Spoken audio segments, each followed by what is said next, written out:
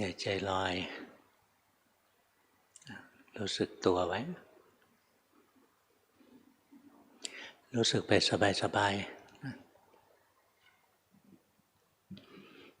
ไม่ต้องบังคับกายบังคับใจเคร่งเครียดเกินไปไม่ดีปล่อยจิตใจระเหยหนีไปเที่ยวไม่ดีหัดภาวนาใหม่ๆมันต้องมีบ้านให้จิตอยู่กับลมหายใจอยู่กับพุทโธอะไรก็ต้องทำไปก่อน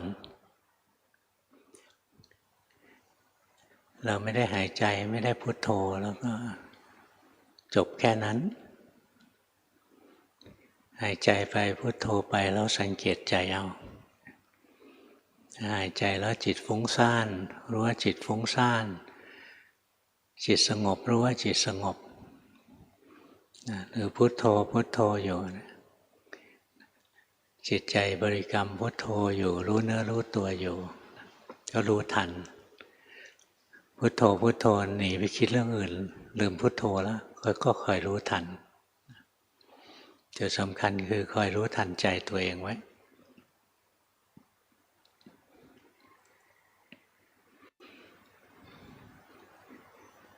การที่เรามีอารมณ์กรรมฐานแล้วรู้ทันใจตัวเองเรื่อยๆสมาธิของเราก็จะดีขึ้นนะสติมันก็จะดีขึ้นสติมันเกิดจากจิตจำสภาวะได้แม่นอย่างเราพุทโธพุทโธจิตหนีไปคิดเรารู้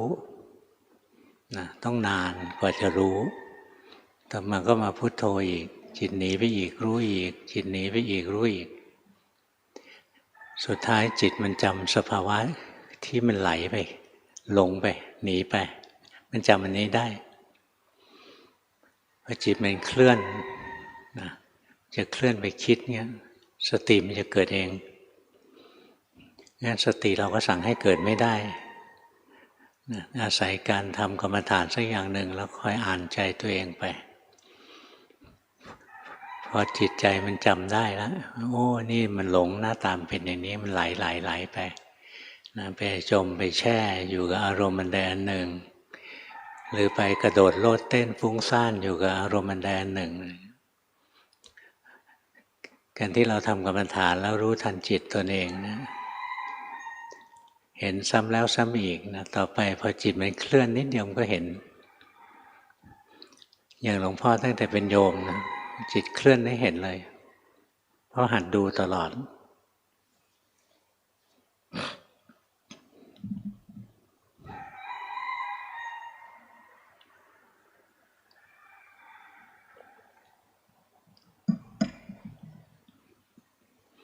ก็มีสติแล้วนะคุณธรรมความดีทั้งหลายมันจะค่อยๆงอกงามอย่างนี้เราถึงจะเรียกว่าเราทำความเพียรอยู่ถ้าเราไปนั่งสมาธิไปเดินจงกรมทำจิตว่างๆนิ่งๆอยู่นะกิเลสไม่กระเทือนนะทำไปแล้วกิเลสยิ่งแรงไปติดในความสุขของสมาธินั่นมันก็ตัวราคะหรือทำกรรมฐานแล้วก็เครียดไปหมดเลยนะตัวที่มันเครียดนั้นมันมีโทสะอย่างนั้นไม่เรียกว่าทำความเพียรนั่งสมาธิโต้รุ่งก็ไม่ได้ทำความเพียรเดินจงกรมโต้รุ่งก็ไม่ได้ทำความเพียรนิยามคำว่าความเพียรวิริยะในความหมายที่พระพุทธเจ้าสอนเนี่ยเพียรละกิเลสที่กำลังมีอยู่ให้หมดไปสิ้นไปเพียรปิดกั้นกิเลสใหม่ไม่ให้เกิดขึ้นนะเพียรเจริญกุศลที่ยังไม่เกิดให้เกิดขึ้นเพียรพัฒนากุศลที่เกิดแล้วเนี่ยให้เจริญงอกงามอย่างนี้ถึงจะเรียกว่ามีความเพียรลำพังนั่งสมาธิเดินจงกรมยังไม่เรียกว่ามีความเพียรแต่ต้องลดละกิเลสได้เพิ่มกุศลได้ถึงจะเรียกว่ามีความเพียรเพราะฉะนั้นเวลาเราทำกรรมฐานเนี่ยไม่ใช่สักแต่ว่าทำทรงเดชทำเพื่อสบายเฉยๆอะไรเงี้ยถ้าเราอยากพัฒนาต่อไป ในเส้นทางที่พระพุทธเจ้าวางไว้ เราต้องคอยมีสติรู้ทันจิตใจตนเองกิเลสไม่ได้เกิดที่อื่นกิเลสเกิดที่เดียวคือที่จิตของเราเองเพราะเรามีสติคอยรู้ทันจิตใจตัวเองไปทำกรรมฐานสักอย่างหนึ่งแล้วรู้ทันจิตตัวเองทำกรรมฐานไปจิตฟุ้งซ่านไปรู้ว่าจิตฟุ้งซ่านทำกรรมฐานไปจิตสงบรู้ว่าจิตสงบทำกรรมฐานไปจิตไม่มีความสุขจิตเป็นทุกข์รู้ว่าจิตเป็นทุกข์ทำกรรมฐานแล้วจิตมีความสุขรู้ว่ามีความสุขเนี่ยหัดรู้สภาวะไปเรื่อยๆหรือทำกรรมฐานไปแล้วหงุดหงิดโทสะขึ้นมารู้ทันทำกรรมฐานไปแล้วแหมมันเพลิดเพลินยินดีพอใจในความสุขความสงบอันนี้ราคะเกิดขึ้นแล้วเราก็รู้เท่าทันงั้นทำกรรมฐานนะคอยรู้เท่าทันจิตใจตนเองไว้ได้จิตก็ได้ธรรมไม่ได้จิตก็ไม่ได้ธรรมะนะได้จิตก็จะได้ธรรมะจิตเป็นของเที่ยวรวดเร็วหนีไปไวการที่เราจะตามรู้ตามดูมันนะมันเหลือวิสัยที่จะทำได้เพราะมันว่องไวมากเราต้องหาเหยื่อมาล่อมันนะหาไม่เหยื่อมาล่อก็คืออารมณ์กรรมฐานนั่นแหละเลือกดูที่เราถนัดกรรมฐานอะไรก็ได้ที่เราถนัดนะเราเป็นกรรมฐานที่เกี่ยวเนื่องด้วยร่างกายจิตใจอย่างไปนั่งเพ่งกสิณอะไรเงี้ยไม่แนะนำนะกสิณมันออกนอกไปพยายามดูกรรมฐานที่เกี่ยวกับกายกับใจของเราอย่างเห็นร่างกายหายใจใจเป็นคนรู้เห็นร่างกายยืนเดินนั่งนอนใจเป็นคนรู้อะไรเงี้ยเนี่ยเกี่ยวกับร่างกายของเราเองนะมีความสุขเกิดขึ้นใจเป็นคนรู้มีความทุกข์เกิดขึ้นใจเป็นคนรู้สุขทุกข์เป็นนามธรรมนะรู้ด้วยใจหรือทำกรรมฐานไปราคะเกิดขึ้นก็รู้เช่นโลภอยากให้จิตสงบเร็วๆนี่จิตโลภแล้วนะรู้ทันว่าโลภหรือจิตไม่ยอมสงบเลยหงุดหงิดโมโหแล้วก็รู้ว่าโกรธทำกรรมฐานแล้วก็รู้ทันจิตตนเองไปเรื่อยๆนะดูไปสบายๆจิตเป็นยังไงรู้ว่าเป็นอย่างนั้นต่อไปจิตมันจำสภาวะได้อ๋อหงุดหงิดเป็นอย่างนี้ฟุ้งซ่านเป็นอย่างนี้นะมีความสุขเป็นอย่างนี้มีความทุกข์เป็นอย่างนี้โลภเป็นอย่างนี้โกรธเป็นอย่างนี้หลงเป็นอย่างนี้ฟุ้งซ่านเป็นอย่างนี้หดหู่เป็นอย่างนี้มันจำสภาวะได้แม่นนะเห็นบ่อยๆดูมันทุกวันเนี่ยทำกรรมฐานแล้วก็ดูสภาวะไปนะอะไรเกิดขึ้นในร่างกายรู้สึกอะไรเกิดขึ้นในจิตใจรู้สึกอย่างร่างกายหายใจออกรู้สึกร่างกายหายใจเข้ารู้สึกเนี่ยพอเราขาดสติเช่นเราเห็นสาวสวยเกิดเดินมานะราคะเกิดใจเราเต้นตุ๊บลมหายใจก็กระชั้นเชียวนะหายใจเร็วขึ้นแรงขึ้นอะไรเงี้ยเราเคยฝึกรู้ลมหายใจจนชำนาญแล้วพอลมหายใจเปลี่ยนจังหวะเท่านั้นสติเกิดเลยอ้าวนี่หลงไปดูสาวแล้วเนี่ยวิธีที่สติเกิดมันเกิดอย่างเนี้ยมันเกิดจากจิตจำสภาวะได้แม่นงั้นเรามีหน้าที่ดูสภาวะบ่อยๆจิตถึงจะจำสภาวะได้แม่นเช่นเดียวกับเราเห็นคนนี้บ่อยๆเห็นทุกวันอะไรเงี้ยเราก็จำคนนี้แม่นอีกคนนี้เป็นญาติพี่น้องเราแท้ๆเลยไม่เจอ20-30 ปีเห็นหน้าก็จำไม่ได้เนี่ยจิตจะต้องจำสภาวะได้แม่นยำสติถึงจะเกิดอัตโนมัติจิตจะจำสภาวะได้แม่นยำก็ต้องฝึกรู้สภาวะบ่อยๆวิธีก็คือทำกรรมฐานสักอย่างหนึ่งนะแล้วก็คอยรู้สภาวะธรรมของรูปธรรมของนามธรรมดูจิตง่ายนะหายใจไปฟุ้งซ่านแล้วก็รู้หายใจแล้วสงบก็รู้หายใจแล้วจิตหลงไปคิดก็รู้อะไรเงี้ยรู้บ่อยๆนะไม่นานสติก็จะเกิดดูกายก็ยากกว่านั้นหน่อยนึงนะหายใจเข้ารู้สึกหายใจออกรู้สึกนะใครหายใจเข้าร่างกายหายใจเข้า ใครหายใจออกร่างกายหายใจออกเวลารู้ที่ร่างกายไม่ใช่รู้ที่ลมหายใจเวลายืนเวลาเดินเวลานั่งเวลานอนนะอย่างเดินเนี่ยไม่ใช่รู้ที่เท้านะพระพุทธเจ้าท่านสอนภิกษุทั้งหลายเมื่อเธอเดินอยู่ให้รู้ชัดว่าเดินอยู่ไม่ได้ให้รู้ที่เท้านะแต่รู้ว่ารูปมันเดินร่างกายมันเดินร่างกายมันเดินแล้วใครเป็นคนรู้จิตเป็นคนรู้เนี่ยค่อยๆฝึกอย่างนี้ไปนี่อย่างเราคอยดูร่างกายมันเดินเรารู้ร่างกายมันเดินเรารู้วันหนึ่งเราขาดสติหลวงพ่อเคยเป็นนะเห็นเพื่อนที่ไม่เจอกันนานเพื่อนสนิทเดินอยู่คนละฝั่งถนนก็ดีใจไม่เห็นว่าดีใจก้าวเท้านะจะข้ามถนนพอเท้าขยับอย่างนี้นะสติเกิดเลยอ้าวนี่หลงเนี่ยเห็นหน้าเพื่อนแล้วหลงเลยนะสติเกิดเนี่ยสติมันเกิดอย่างนี้ไม่ใช่เราสั่งให้เกิดได้สติเป็นอนัตตาสั่งให้เกิดไม่ได้แต่เราต้องหัดถ้าเราหัดรู้ร่างกายเคลื่อนไหวร่างกายหายใจอะไรเงี้ยร่างกายอยู่ในอิริยาบถต่างๆเราหัดรู้เรื่อยๆต่อไปเวลาเราขาดสติแล้วร่างกายมันหายใจขึ้นมาเปลี่ยนจังหวะการหายใจปุ๊บสติเกิดร่างกายมันขยับเท้าออกไปสติเกิดนะมันจะเกิดเองอย่างนี้ถึงจะเรียกว่าสติอัตโนมัติต้องฝึกนะจนได้สติอัตโนมัติจงใจทำสติให้เกิดไม่มีทางทำได้เพราะสติก็เป็นอนัตตา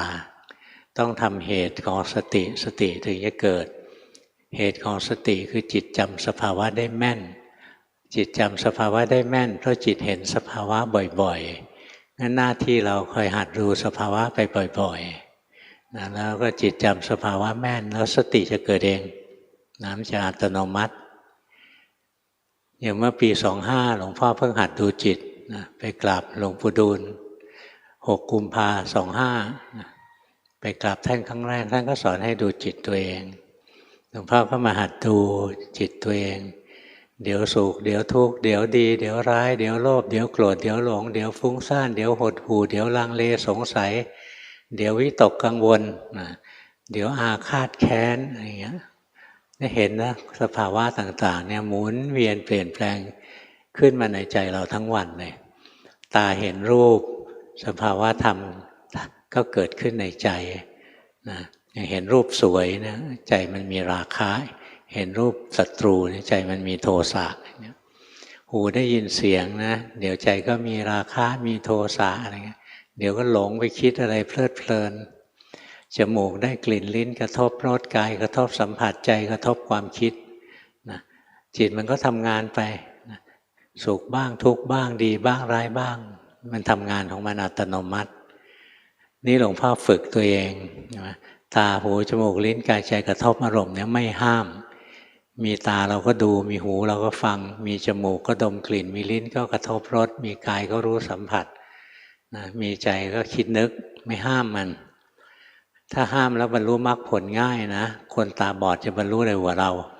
นะเพราะเขาไม่ได้ดูถ้าหูหนวกด้วยยิ่งบรรลุเร็วใหญ่เลยแต่ทำไมไม่เป็นอย่างนั้นไม่เป็นอย่างนั้นเพราะว่าเราจะให้ตาหูจมูกลิ้นกายใจมันกระทบอารมณ์นะพอกระทบแล้วมันเกิดความรู้สึกขึ้นที่ใจเรา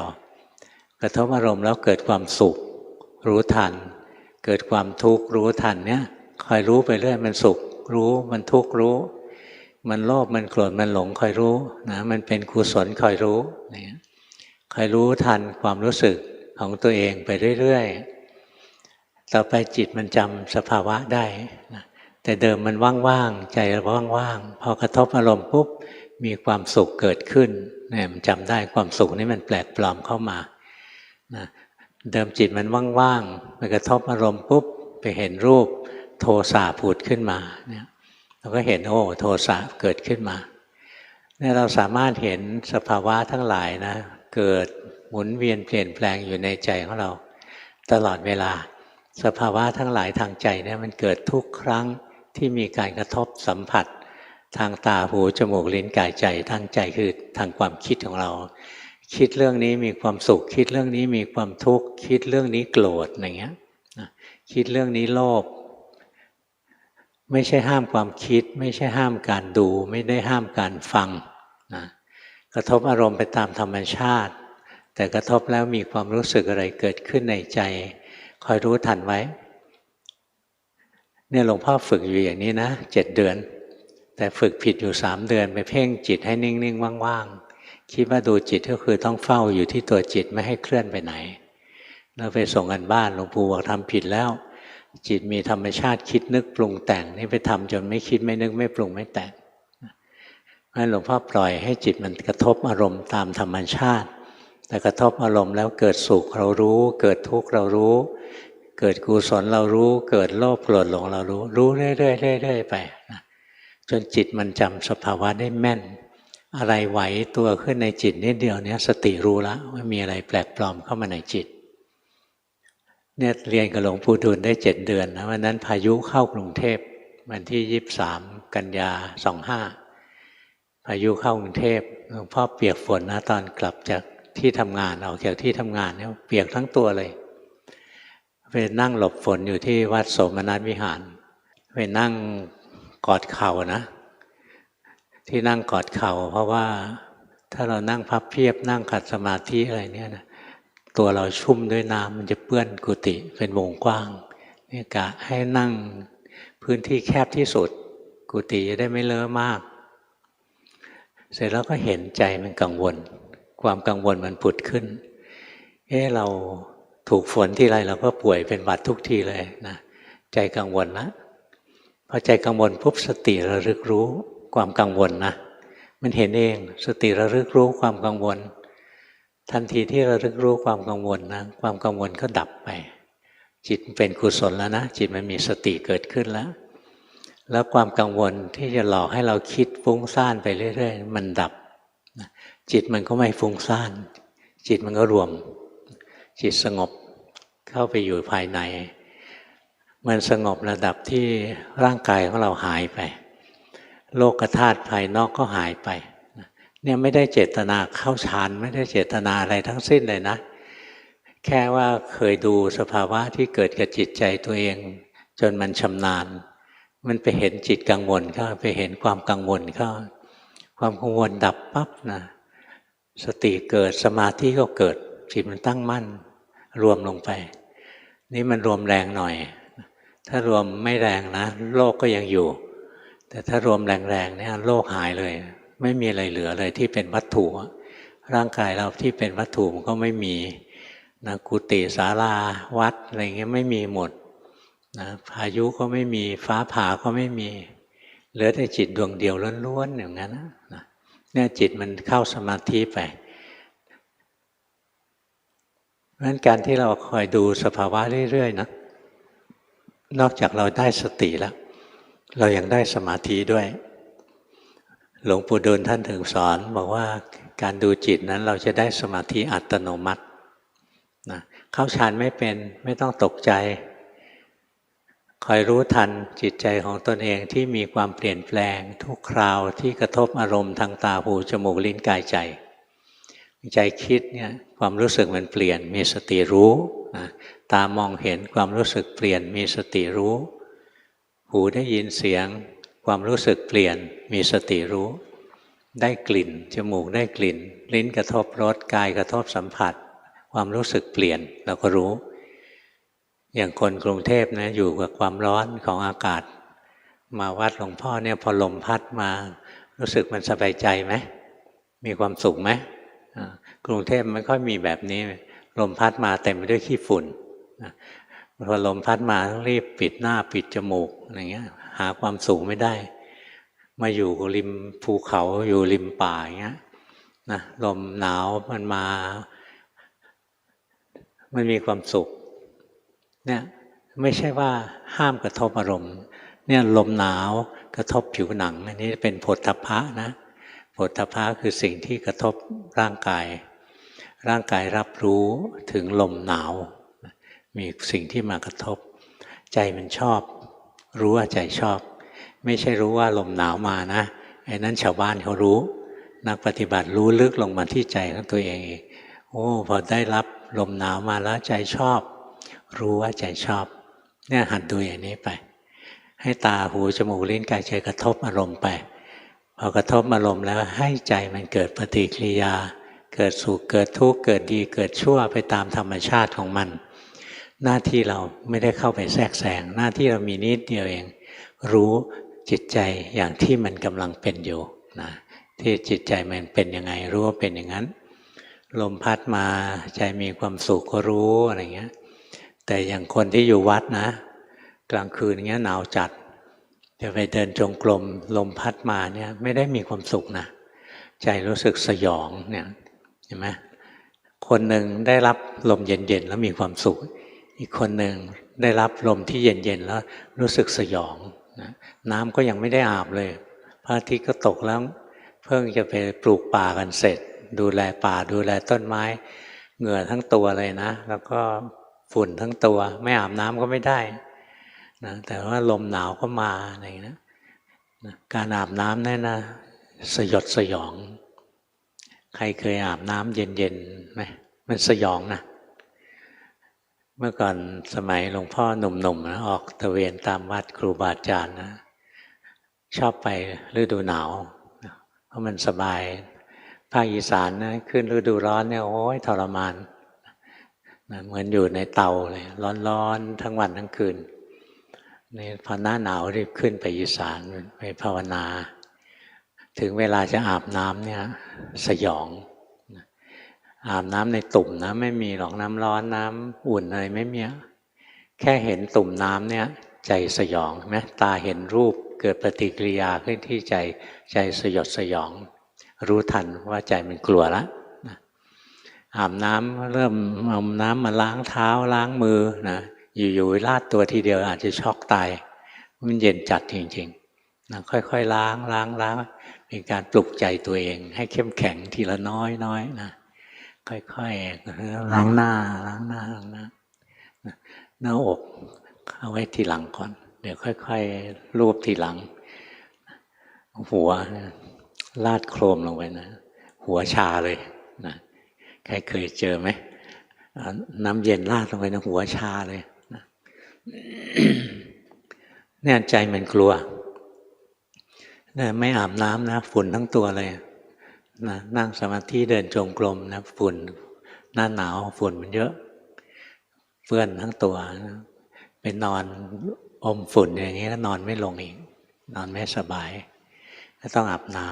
ำนะอาบน้ำเรารู้ว่ากลัวนะมีหน้าที่อาบก็ต้องค่อยๆอาบไปยังมีชั้นเชิงเพิ่มพื้นที่ที่ถูกน้ำนะดูจังหวะรีบไปอาบก่อนพระอาทิตย์ตกนะรีบอาบก่อนพระอาทิตย์ตกแล้วน่ากลัวที่สุดเลยนะกลางคืนมืดนะใครเขากลัวผีหลวงพ่อไม่ได้กลัวผีหลวงพ่อกลัวต้องไปอาบน้ำหนาวเนี่ยร่างกายสัมผัสความเย็นใจเรารู้สึกอย่างนี้รู้ทันนะเวลาเราอยู่กรุงเทพร้อนๆพอมีอากาศเย็นๆมากระทบมันมีความสุขรู้ทันคนกรุงเทพสังเกตออกไหมเวลาเรากระทบลมจากแอร์คอนดิชันกับเรากระทบลมธรรมชาติเนี่ยความรู้สึกเราก็ไม่เหมือนกันแยกออกไหมตรงนี้หรือหนังหนาจนแยกไม่ออก หนังหนาไม่รู้สึกเลยนะกระทบแอร์นะความรู้สึกมันแห้งแล้งนะกระทบลมธรรมชาติเนี่ยมันสดชื่นกว่ากันนะเพราะนั้นเราวัดใจเราได้นะกระทั่งอุณหภูมิที่มากระทบเราเนี่ยลมที่มีอุณหภูมิกระทบเราเนี่ยเท่ากันนะใจเรายังไม่เท่ากันเลยนะมันมีการให้ค่ากระทบอารมณ์อย่างนี้มีความสุขกระทบลมอันนี้เฉยหรืออึดอัดอะไรเงี้ยลมในห้องแอร์อึดอัดนะไม่ค่อยมีออกซิเจนนะลมอย่างนี้ออกซิเจนเยอะสดชื่นกว่ากันเยอะเลยมาอยู่ที่วัดเนี่ยนอนคืนหนึ่งไม่กี่ชั่วโมงอ่ะพอมันได้รับออกซิเจนเยอะอยู่กรุงเทพนอนเท่าไหร่ก็ไม่พอวันหนึ่งก็รับแต่คาร์บอนไดออกไซด์งั้นวิธีเราจะปฏิบัตินะไม่ใช่เรื่องยากอะไรนะมีตาก็ดูมีหูก็ฟังมีจมูกก็ดมกลิ่นมีลิ้นกระทบรสมีกายกระทบสัมผัสความเย็นความร้อนความอ่อนความแข็งอะไรเงี้ยนะมีอะไรมากระทบเราก็รู้ มีใจก็ต้องคิดนึกปรุงแต่งไปห้ามใจไม่ให้คิดทำไม่ได้ใจมันมีหน้าที่คิดนึกปรุงแต่งมันคิดไปมันปรุงแต่งไปเรามีหน้าที่แค่มีสติตามเรียนรู้มันไปเท่านั้นเองตาเห็นรูปมีความสุขรู้ทันตาเห็นรูปมีความทุกข์รู้ทันตาเห็นรูปจิตเป็นกุศลเกิดขึ้นรู้ทันอย่างเราเห็นพระเดินมาอะไรเงี้ยจิตเราเป็นกุศลนะชอบเห็นครูบาอาจารย์ที่เรานับถือเดินมาเนี่ยดีใจมีความสุขเนี่ยรู้ไม่ใช่วิ่งตามท่านไปโดยไม่เห็นนะถ้างั้นเหลวไหลไม่ใช่นักปฏิบัติบางคนเราเจอครูบาอาจารย์นะปลื้มน้ำตาร่วงอยู่งั้นนะปีติน้ำตาตกอยู่งั้นนะครูบาอาจารย์ท่านก็เมตตาสูงนะท่านก็ไม่ว่าอยากร้องก็ร้องไปถ้ามาอยู่ใกล้หลวงพ่อโดนปล่อยให้ปีติครอบงำจิตนะมันไม่สมกับเป็นนักปฏิบัติหรอกนักปฏิบัติเนี่ยไม่ยอมตกเป็นทาสของอารมณ์ไม่ยอมตกเป็นทาสของกุศลด้วยซ้ำไปอย่าว่าแต่เป็นทาสของอกุศลเลยนะอารมณ์ที่เป็นบวกนะเรายังไม่ยอมเป็นทาสมันเลยเพราะทุกครั้งที่จิตยึดถืออารมณ์เนี่ยจิตทุกข์เรียบร้อยแล้วภาวนาเราจะเห็นตรงนี้เลยค่อยๆฝึกตัวเองไปอ่านใจตัวเองไปเรื่อยนะให้มันกระทบอารมณ์ไปแล้วเกิดสุขเกิดทุกข์เกิดดีเกิดชั่วมีสติรู้ทันรู้บ่อยๆสติก็จะเร็วขึ้น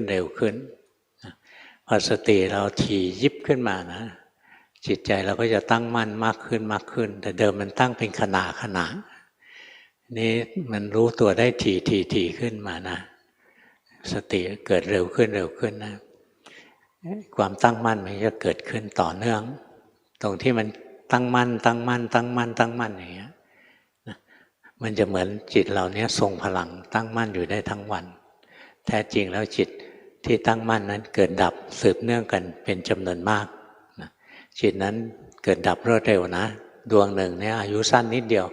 แป๊บเดียวเท่านั้นเองก็ดับแต่ที่เรารู้สึกจิตเราตั้งอยู่ได้เป็นวันนะเพราะว่าจิตที่ตั้งมั่นมันเกิดแล้วดับเนี่ยต่อเนื่องกันนานนะจำนวนมาก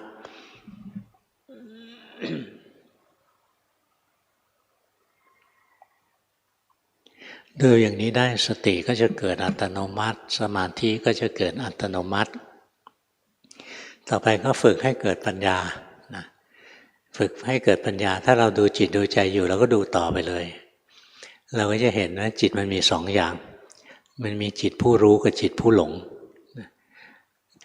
จิตผู้หลงยังมีได้หลายแบบหลงไปดูหลงไปฟังหลงไปดมกลิ่นหลงไปลิ้มรสหลงไปรู้สัมผัสทางกายหลงไปคิดนึกทางใจแล้วก็ที่แสบที่สุดเลยหลงไปเพ่งเรานึกว่าจิตที่เพ่งเนี่ยไม่ได้หลงที่จริงหลงอยู่ลึกๆนะจิตมันถลำลงไปมันเคลื่อนออกไปแล้วไม่เห็นว่าจิตมันเคลื่อนนะเพราะฉะนั้นจิตที่หลงไปเพ่งเนี่ยยังเคลื่อนอยู่หน่อยหนึ่งนะแต่ก็ดีกว่าไหลสเปสสปาไปจิตที่เคลื่อนไปนิ่งอยู่ในอารมณ์อันเดียวนะมีโอกาสไปสุคติถ้าจิตไหลฉลับไปตลอดเวลามีโอกาสไปทุคติโอกาสจะไปเป็นเดรัจฉานเนี่ยเยอะเลยงั้นฝึกนะทำกรรมฐานอย่างหนึ่งไปแล้วก็มีการกระทบอารมณ์อะไรเกิดขึ้นนะตอนทำกรรมฐานนะจิตใจเราเป็นยังไงคอยรู้ไปตอนออกมากระทบอารมณ์จิตใจเราเป็นยังไงคอยรู้ไปทำไมต้องฝึกในรูปแบบก่อนตอนที่เราทำในรูปแบบเนี่ยเราใช้อายตนะสองอันคือกายกับใจเนี่ยอย่างตอนเรานั่งสมาธิอยู่ในบ้านเราเนี่ย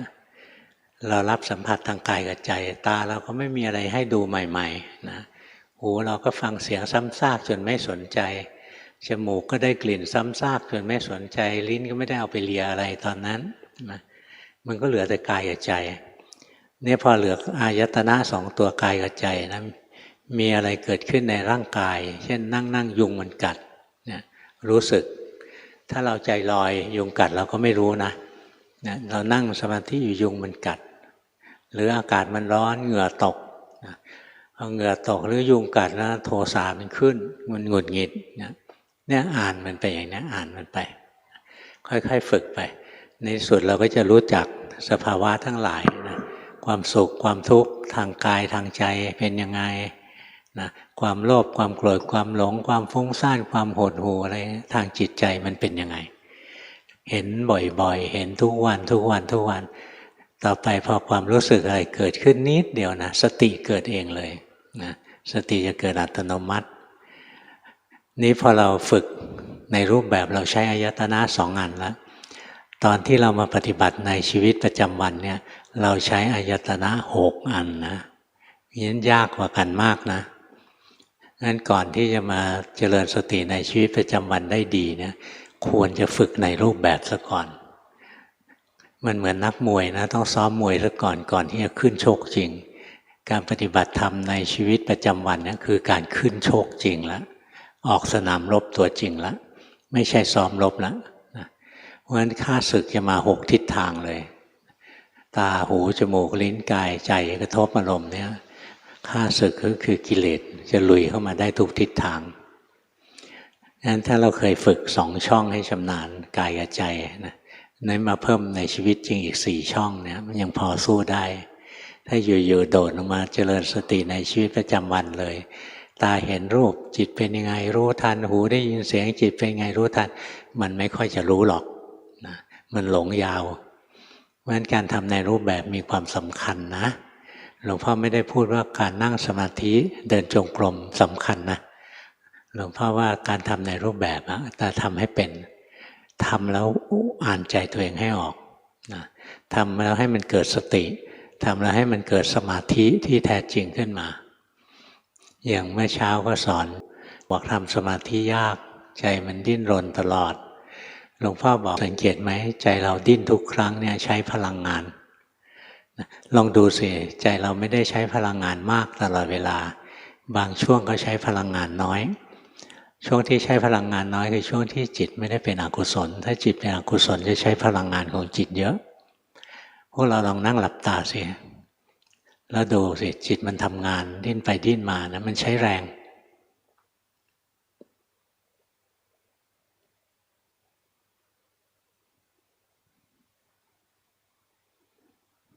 รู้สึกไหมบางทีก็ใช้แรงมากบางทีก็ใช้แรงน้อยนะนี่เราค่อยๆฝึกไปถ้าเราต้องการพักผ่อนต้องการชาร์จแบตของเราให้ดีนะเราก็ดูตรงไหนที่ใช้พลังงานน้อยที่สุดเราก็ทรงจำตรงนั้นนะว่าถ้าจิตเราไม่ไปดิ้นรนอยู่สบายๆรู้เนื้อรู้ตัวอยู่สบายๆเนี่ยใช้พลังงานน้อยมันจำตรงนี้ได้นะต่อไปเวลาจะทำสมาธินึกถึงตรงนี้ปุ๊บเข้ามาได้เลยเนี่ยกว่าหลวงพ่อจะจับหลักตัวนี้ได้หลวงพ่อฝึกสมาธิอยู่เป็น10 ปีนะเอามาบอกให้ฟรีๆเลยนะอยู่ที่เราทำได้ไม่ได้อันนี้สมถะนะพอจิตใจมีแรงแล้วปล่อยให้มันทำงานอะไรกระทบร่างกายรู้อะไรกระทบจิตใจรู้สิ่งที่กระทบใจก็คือความคิดมันกระทบแล้วใจมีความรู้สึกอะไรเกิดขึ้นคอยรู้ทันไปเนี่ยฝึกอย่างนี้อะไรกระทบกายจิตใจเคลื่อนไหวเปลี่ยนแปลงรู้ทันอะไรกระทบจิตใจความคิดกระทบจิตใจเกิดความเคลื่อนไหวเปลี่ยนแปลงในจิตใจคอยรู้ทันนี่ตอนออกมาอยู่ในชีวิตจริงตาหูจมูกลิ้นกายใจกระทบอารมณ์เนี่ยเราจะรู้อยู่ที่จิตใจของเราตาเห็นรูปจิตใจของเราเป็นยังไงรู้ทันหูได้ยินเสียงจิตใจเป็นยังไงรู้ทันจมูกได้กลิ่นลิ้นกระทบรสกายกระทบสัมผัสใจกระทบความคิดจิตใจเป็นยังไงรู้ทันเห็นไหมเราเคยฝึกที่จะรู้ทันใจตัวเองจากการฝึกในชีวิตในอะไรในรูปแบบนะเวลาทำในรูปแบบเราลดอายตนะเหลือ2เองเหลือกายกับใจนะอะไรกระทบกายก็รู้ทันใจอะไรกระทบใจก็รู้ทันใจตัวหลักที่เรารู้ตลอดเลยรู้ทันใจตัวเองแล้วตอนที่เรามาอยู่ในชีวิตจริงนะตาหูจมูกลิ้นกายใจกระทบอารมณ์ทางทวารทั้ง6มันไม่กระทบทีละ6ทวารหรอกนะมันกระทบทีละทวารไม่มีหรอกกระทบทีละ6ทวารนะตอนที่ตาเห็นก็ส่วนหนึ่งตอนที่หูได้ยินเสียงก็อยู่อีกส่วนหนึ่งคนละช่วงกันนะตอนที่ใจคิดก็เป็นอีกส่วนหนึ่งนะแต่ว่าไม่ว่าจะกระทบทางตาทางหูทางจมูกทางลิ้นทางกายทางใจจิตใจเรามีความเคลื่อนไหวเปลี่ยนแปลงอะไรรู้ทัน เราจะรู้ทันได้ดีนะถ้าเราเคยฝึกรู้ทันในรูปแบบมาแล้วพอเข้าใจไหมวันนี้สอนวิธีปฏิบัติที่หลวงพ่อว่ามันง่ายอ่ะถ้าถูกคนเขาด่าแม่โกรธไหมถ้าเราเกลียดแม่เราอยู่คนมาด่าแม่เราชอบนะแต่ถ้าเรารักแม่เรามาด่าแม่เราโดดเตะเลยนะเห็นไหมหลวงพ่อถามว่าคนด่าแม่แล้วโกรธไหมไม่แน่ไม่แน่มันมีการให้ค่าอารมณ์ต้องให้ค่าก่อนแล้วถึงจะเกิดความรู้สึกนี่มันรู้สึกอะไรรู้ไปรู้ไปรู้ไปแล้วก็จุดสุดท้ายเมื่อรู้สึกแล้วเนี่ยมันยินดีในความรู้สึกอันนั้นให้รู้ทันมันยินร้ายในความรู้สึกอันนั้นให้รู้ทันอย่าเห็นกิเลสเกิดแล้วไม่ชอบเลยเนี่ยให้รู้ว่าไม่ชอบถ้ารู้ลงมาถึงชอบไม่ชอบได้เนี่ยนะเราดูจิตได้ละเอียดแล้วนะไม่ใช่ไปดูนะตอนนี้โลภตอนนี้โกรธตอนนี้หลงตอนนี้อะไรเนี่ยยังมีตั้งเยอะนะแต่จุดสุดท้ายนะมันรวมลงมาเหลือที่ชอบกับไม่ชอบเท่านั้นเนี่ยย่อลงมาเหลือนิดเดียวพอใจก็รู้ไม่พอใจก็รู้พอใจก็รู้ไม่พอใจก็รู้เหลือนิดเดียวงานของเรานะที่จะเหลือเล็กๆคล้ายๆการเรียนหนังสือนะระดับประถมระดับมัธยมนะเรียนวิชาอะไรเยอะแยะเลยปริญญาตรีก็เรียนน้อยลงนะปริญญาโทน้อยลงไปอีกปริญญาเอกเหลือนิดเดียวเลยอย่างพวกหมอเนี่ยพอเรียนไปนะรักษาโรคอย่างอื่นไม่ได้แล้วรู้อยู่โรคเดียวนะโรคเดียวบางทียังต้องซอยออกไปนะโรคที่เกิดตรงหัวต้องเกิดที่อกเกิดที่เท้าเกิดที่ก้นอะไรเงี้ยซอยออกไปอีกนะเนี่ยพอเรียนละเอียดเข้าไปแล้วจะเรียนเหลือเล็กๆเรียนกรรมฐานก็เหลือนิดเดียวนะเหลือชอบไม่ชอบอย่างนั้นนะทีแรกก็เรียนเยอะเลยโอ้โหนะสุขเป็นงี้ทุกข์เป็นงี้หายใจออกหายใจเข้ายืนเดินนั่งนอนฟังเราเยอะไปหมดเลยสุดท้ายมันลงมาที่ใจเรานี่แหละชอบหรือไม่ชอบนะค่อยๆเรียนไปแล้วตรงนี้เป็นระดับด็อกเตอร์นะระดับด็อกเตอร์เหลือนิดเดียวเองไม่เรียนเยอะเลข 3ค่ะมาครั้งนี้เป็นครั้งแรกตามปกติฟังเทศพระอาจารย์ทางอินเทอร์เน็ตปกติปฏิบัติด้วยการตามรู้ในชีวิตประจำวันและใช้อานาปานสติอยากกราบเรียนถามพระอาจารย์ว่าควรปฏิบัติอย่างไรจึงจะเหมาะกับจริตและการปฏิบัติที่ทำอยู่เดินมาถูกทางหรือไม่มันดีขึ้นมันก็ใช้ได้แล้วละที่ทำอยู่มันก็ดีขึ้นแล้วละก็ทำต่อไปเวลาเราทำอานาปานสตินะเราก็รู้ทันใจไม่ได้รู้ลมนะรู้ลมมันง่ายไปหายใจไปแล้วใจฟุ้งซ่านก็รู้หายใจไปใจสงบก็รู้ทันใจตัวเองเรื่อยๆแล้วพอมาอยู่ในชีวิตจริงเนี่ยพอใจเราเป็นยังไงมันจะเห็นเองแล้วค่อยดูไปเดี๋ยวมันก็ดีเดี๋ยวมันก็ร้ายอะไรเงี้ยพอมันดีเราชอบเรารู้ทันมันร้ายเราเกลียดเรารู้ทันชอบไม่ชอบเราก็รู้นี่ค่อยๆฝึกไปใช้ได้ที่ฝึกหมายเลข 16ค่ะส่งการบ้านหลวงพ่อครั้งแรกค่ะเพิ่งเริ่มปฏิบัติมาได้ประมาณ3 เดือนยังมีความรู้สึกฟุ้งซ่านเป็นบางครั้งสังเกตตัวเองว่าเมื่อปฏิบัติช่วงเดือนแรกจิตใจสงบขึ้นแต่พักหลังๆจะรู้สึกอารมณ์ร้อนโกรธบ่อยขึ้นขอหลวงพ่อเมตตาแนะนำการปฏิบัติให้ดียิ่งขึ้นต่อไปด้วยค่ะเคยฝึกกรรมฐานมาก่อนไหมล่ะหรือไม่เคยเลยช่วงแรกๆที่ฝึกบางทีมีความสุขนะใจเราไม่เคยมีสมาธิมันมีสมาธิขึ้นมามันก็มีความสุขแต่เดิมมันฟุ้งซ่านทั้งวันอย่างเงี้ยนี่มีความสุขแล้วภาวนาต่อไปเรื่อยๆมันจะรู้สึกจืดความสุขอะต่อไปมันจะเป็นอุเบกขาใจมันจะเฉยๆแล้วต่อไปนะกิเลสอะไรที่เราสะสมมาไว้มันก็ทำงานขึ้นมาเพราะเราไม่ได้ไปนั่งเพ่งมันไว้เราเพ่งมันจะเฉยตลอดแต่พอเรามีสติเราไม่ได้เพ่งนะ กิเลสที่เราสะสมไว้มันผุดขึ้นมาอย่างเราคนขี้โมโหเงี้ยแต่เดิมเราก็พยายามควบคุมตัวเองไว้มันก็ไม่แสดงความโกรธให้เราเห็น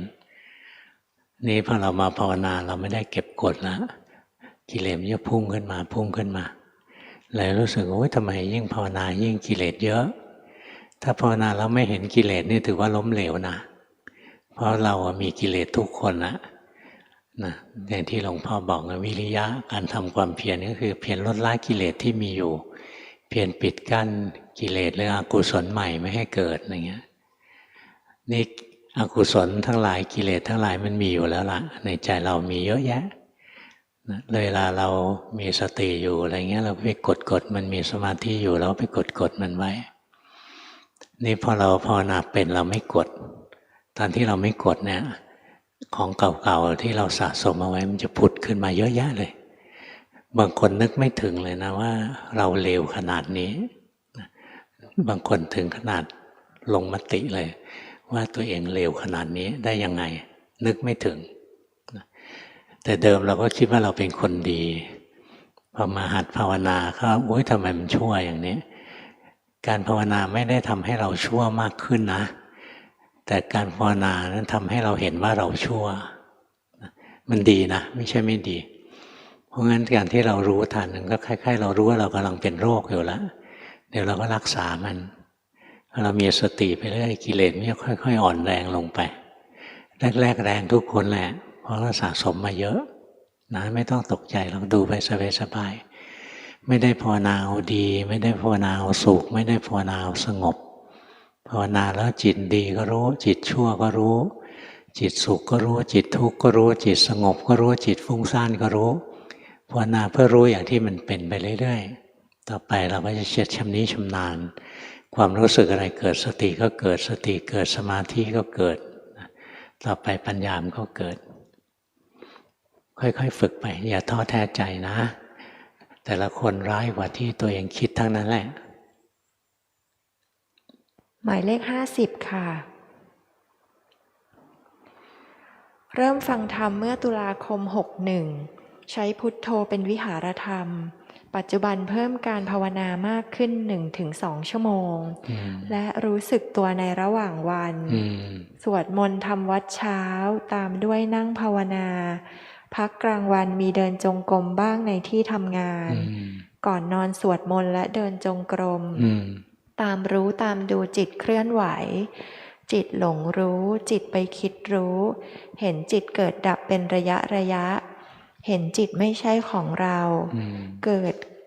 เห็นการเกิดดับของจิตบ่อยขึ้นมีตัวรู้ไวขึ้นบางครั้งดูร่างกายเคลื่อนไหวจิตเป็นคนดูบางวันดีบางวันไม่ดีบางวันสว่างโล่งโปร่งเบาบางครั้งภาวนาจนไม่มีลมหายใจเหลือแต่จมูกที่มีลมหายใจแผ่วเบาเห็นแสงสว่างจากดวงเล็กๆและสว่างขึ้นจ้าเต็มดวงตาใจรู้ว่าเกิดสภาวะอะไรบางอย่างตามรู้ตามดูแต่ไม่ยินดียินร้ายพยายามกลับมารู้สึกตัวด้วยพุทโธจิตในเวลานั้นเหมือนไม่มีร่างกายลูกสงสัยรู้ว่าสงสัยอยากถามหลวงพ่อว่าปฏิบัติผิดหรือถูกและควรปฏิบัติต่อไปอย่างไรค่ะปฏิบัติถูกนะทำต่อไปแต่ก็คอยสังเกตกิเลสเราด้วยพอเราภาวนาไปเรื่อยๆเรารู้สึกว่ากูเก่งอะไรขึ้นมาอย่างนี้นะก็รู้ทันมันที่ทำอยู่ถูกนะทำได้ดีด้วยเห็นหรือยังร่างกายไม่ใช่ตัวเราเห็นไหมความสุขความทุกข์เป็นของถูกรู้เห็นหรือเปล่าโลภโกรธหลงเป็นของถูกรู้เห็นหรือเปล่าว่าตัวรู้ก็ไม่เที่ยงนะเนี่ยเห็นไปเรื่อยๆนะแล้วเวลาเราเห็นสภาวะอย่างนี้เรียกว่าเราเจริญปัญญาอยู่การเจริญปัญญาเนี่ยทำตลอดไม่ได้ทำไปช่วงหนึ่งใจมันจะฟุ้งเรากลับมาทำสมถะก็ทำสมถะได้ดีนะจนร่างกายหายนะใจมันเข้าอารูปแต่มันเข้าหรือไม่เข้าแค่ไหนก็แล้วแต่มันนะตรงที่มันเห็นความสว่างอะไรนั้นมันเป็นอุคหานิมิตถ้าเราเล่นกับแสงได้ก็เป็นปฏิภาคนิมิตได้อุปจารสมาธินะถัดจากนั้นก็จะเข้าฌาน นี่เข้าไปถึงรูปได้แล้วโลกธาตุดับนะก็ดีคนที่เข้าอารูปได้แล้วเนี่ยพอถอยออกมาเนี่ยจะรู้ตลอดเลยไม่มีหลงอีกแล้วว่ากายนี้คือตัวเรามันจะเห็นเลยกายไม่ใช่ตัวเรามันเห็นเองนะไม่ได้เจตนาเห็นเลยเพราะกำลังของสมาธิที่ภาวนาจนกระทั่งรูปหายไปแล้วเนี่ยเหลือแต่จิตดวงเดียวเนี่ยพอกลับมามีร่างกายมันจะรู้ว่ากายนี้ไม่ใช่จิตนะกายเมื่อกี้หายไปตอนนี้เพิ่งปรากฏขึ้นนะเพราะงั้นดีแล้วทำถูกแล้วแต่เราไม่ได้ทำเพื่อเอาอะไรนะทำเป็นพุทธบูชาจะได้ผลยังไงเมื่อไรอะไรเงี้ยก็แล้วแต่มันจะเป็นแต่หน้าที่ของเราก็คือทำเหตุลงมือปฏิบัติไปเรื่อยๆดีใช้ได้เป็นฆราวาสทำได้อย่างนี้ใช้ได้นะตอนที่หลวงพ่อเป็นโยมหลวงพ่อก็ทำอย่างนี้แหละทำจนพระกลัวเลยอ่ะหมายเลข68ค่ะจิตแยกธาตุแยกขันธ์ได้แต่จิตยังรู้สึกยึดพอภาวนาดูจิตไปเรื่อยๆจิตเห็นจิตที่เข้าไปยึดจิตจึงเห็นว่าจิตไม่ใช่ของเราเห็นแบบนี้ถูกไหมคะเห็นถูกแต่มันยังไม่ละแล้วก็จะไม่ให้จิตเข้าไปยึดก็ทำไม่ได้จิตมันยึดของมันเองหลวงพ่อก็เคยมีปัญหาอันนี้นะเที่ยวถามครูบาอาจารย์ว่าจิตมันปล่อยวางจิตไปแล้วก็จิตมันก็ไปหยิบฉวยจิตขึ้นมาอีกท่านบอกมันยังทำไม่พอไม่ทำอีกถึงเวลาแล้วจิตมันปล่อยวางจิตของมันเองเราไม่ได้ปล่อยนะจิตเขาปล่อยของเขาเองแต่ถ้าแกล้งปล่อยนี่เพี้ยนเลยนะงั้นอย่าไปแกล้งปล่อยจิตยืดอยู่ก็รู้จิตคลายออกก็รู้ฝึกไปอย่างนี้เรื่อยๆดีวันนี้ภาวนากันเก่งๆหลายคนนะพวกที่เรียนเก่าๆฟังแล้วท้อแท้ใจบ้างเปล่า อินทรีย์แต่ละคนมันไม่เท่ากันอินทรีย์มันแก่อ่อนมาไม่เท่ากันพวกที่เขาอินทรีย์แก่แล้วนะเขามาภาวนานิดหน่อยเขาก็มาได้เร็วถ้าอินทรีย์เรายังอ่อนเราภาวนาล้มลุกคลุกคลานแต่อินทรีย์อ่อนไม่เป็นไรเราภาวนาไม่เลิกนะต่อไปมันก็แก่กล้าเองแหละมันไม่อ่อนตลอดหรอก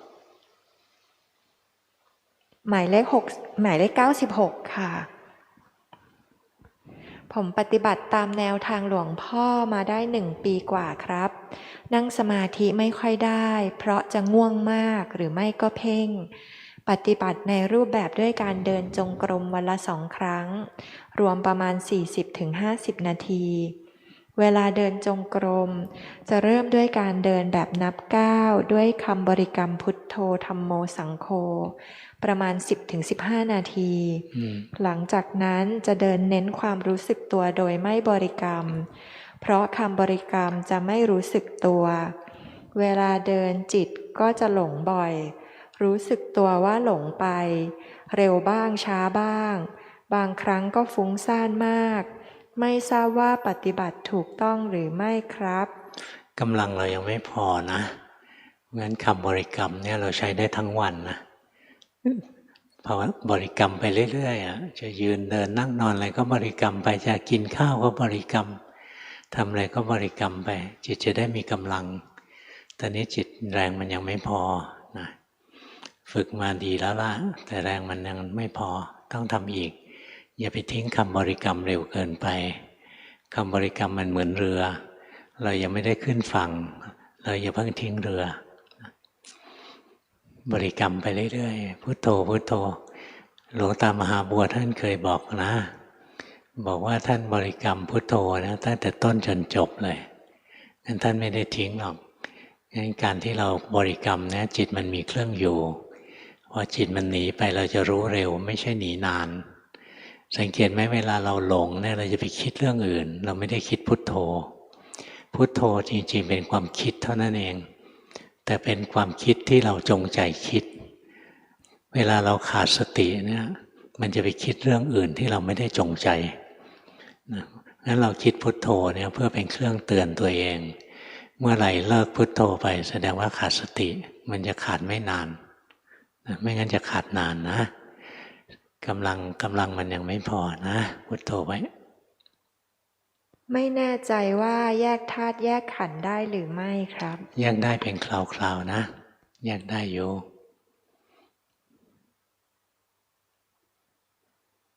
ที่จิตไปรู้สิ่งที่หลงความหลงก็ดับไปคือสภาวะเกิดดับหรือไม่ครับใช่หมายเลข103ค่ะปีที่แล้วหลวงพ่อให้ไปดูจิตที่ปรุงแต่งติดเพ่งบังคับตอนนี้ใช้การรู้สึกกายและสวดมนต์หรือพุทโธเป็นวิหารธรรมเห็นใจเคลื่อนไหวมีน้ำหนักเวลาพูดหรือทำงานบ้านเวลาตั้งใจทำอะไรจะเห็นมีอะไรหมุนที่อกเห็นการกระเพื่อมไหวในกายเห็นความเกิดดับขอหลวงพ่อช่วยชี้แนะเพิ่มเติมค่ะภาวนาดีขึ้นเยอะแล้วละนะอดทนทำต่อไปใช้กายเป็นวิหารธรรมนะถูกแล้วถูกกับจริตเราพอเรารู้กายมันก็จะเห็นจิตเองอยู่ๆไปจงใจดูจิตจะไม่เจอหรอกงั้นอย่าทิ้งกายนะดูกายไปเรื่อยๆเดี๋ยวความรู้ความเข้าใจมันจะเพิ่มขึ้นดีหมายเลข108ค่ะฟังหลวงพ่อทาง YouTube มา9 เดือน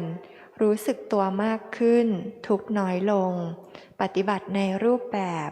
นั่งสมาธิสวดมนต์เช้าเย็นครั้งละครึ่งชั่วโมงเวลานั่งสมาธิภาวนาพุทโธพอจิตเริ่มสงบเหมือนจิตตกภวังค์เหมือนฝันลางๆเห็นโน่นเห็นนี่ได้ยินคนพูดคุยกันแต่ก็เห็นหรือได้ยินอยู่ 2-3 วินาทีก็จะกลับมารู้สึกตัวอีกครั้งและเมื่อภาวนาต่อพอจิตเริ่มสงบก็เป็นอีกเป็นแบบนี้เกือบ10 ครั้งต่อการนั่งสมาธิแต่ละครั้งขอความเมตตาหลวงพ่อช่วยแนะนำว่ามีสิ่งไหนที่หนูต้องแก้ไขปรับปรุงคะเวลาเรานั่งสมาธินะแล้วสติเราอ่อนไปมันจะเคลิ้มได้ยินโน้นเห็นนี่อะไรเงี้ยนะเหมือนฝันลางๆเราเพิ่มความรู้สึกตัวขึ้นนิดหนึ่ง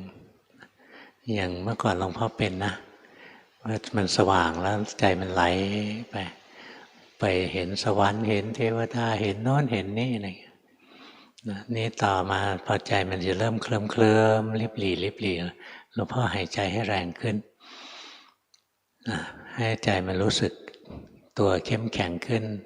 ไม่ปล่อยให้มันหย่อนไปครูบาอาจารย์ท่านเรียกว่าตกท้องช้างก็หย่อนไปแล้วเดี๋ยวก็มีแรงขึ้นมาอีกเดี๋ยวก็หย่อนอีกพยายามฝึกสติของเราเรื่อยๆสติจะดีขึ้นถ้าอยู่ในชีวิตประจำวันนี้เราฝึกเรื่อยๆอะไรเกิดขึ้นในร่างกายอย่างหันไปหันมาเราคอยรู้สึกอะไรเกิดขึ้นในจิตใจรู้สึกอะไรขึ้นมาคอยรู้สึกแล้วเวลาไปนั่งสมาธิมันจะไม่ค่อยตกท้องช้างไม่ใช่ลงไปแล้วก็ขึ้นมาเดี๋ยวก็ลงอีกแล้วนะแล้วขึ้นมาอย่างนี้เสียเวลาพยายามฝึกไปนะดีแล้วล่ะที่ทำอยู่หายใจไปพุทโธไปทำไปหมายเลข123คนสุดท้ายค่ะส่งการบ้านในรอบ1 ปี 2 เดือนหลังจากอยู่วัดปฏิบัติธรรมโดยการสวดมนต์เป็นวิหารธรรมภาวนาพุทโธและเดินจงกรมเห็นว่าศีลดีขึ้นเห็นตัวเองมีโทสะมากเห็นตัวเองมีอัตตาตัวตนมากยึดในความคิดความเห็นตนเองเมื่อเห็นแล้วรู้สึกหดหู่ใจ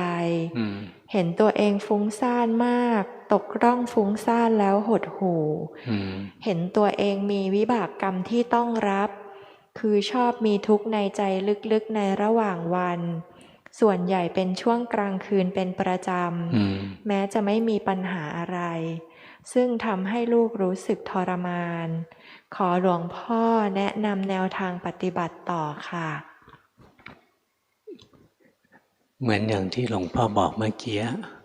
เวลาเรารู้สภาวะทั้งหลายแล้วนะถ้าเราชอบให้รู้ทันถ้าเราไม่ชอบก็ให้รู้ทันอันนี้ใจเราไม่ชอบใจเราไม่เป็นกลาง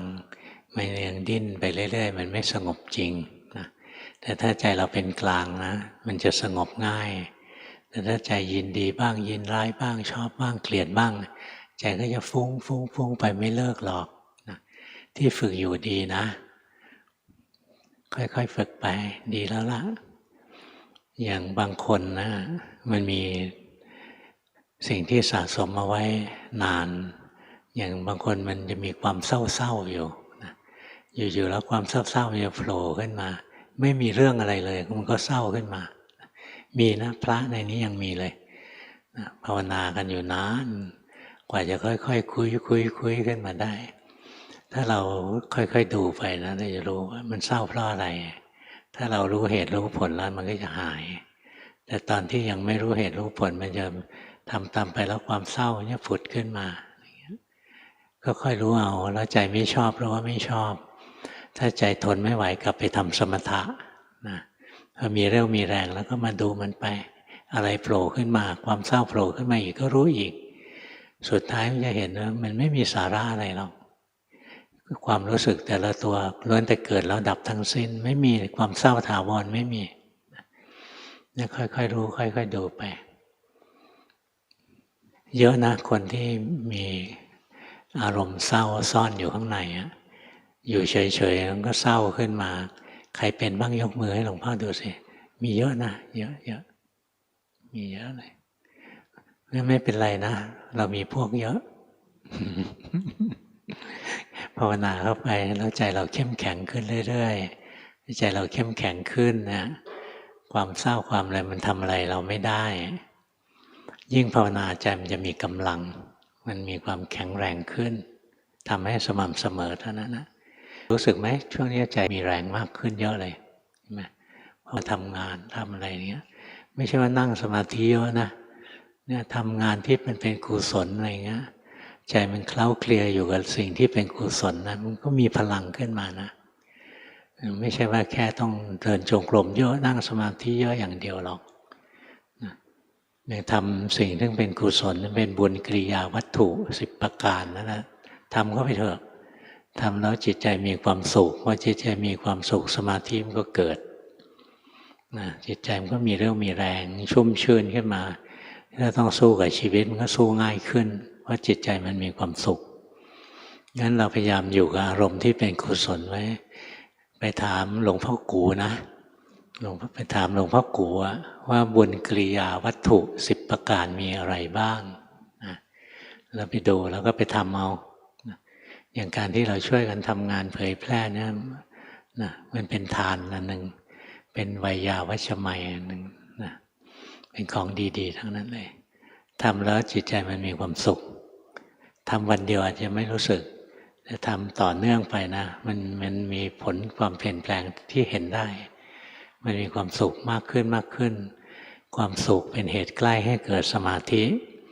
จิตก็มีสมาธิจิตมีความสุขเวลาเผชิญกับปัญหาต่างๆก็มีปัญญาไปแก้ปัญหาได้ง่ายขึ้นนะเนี่ยค่อยๆฝึกไปล้วนแต่ของดีๆทั้งนั้นหมดเวลาแล้วเชิญ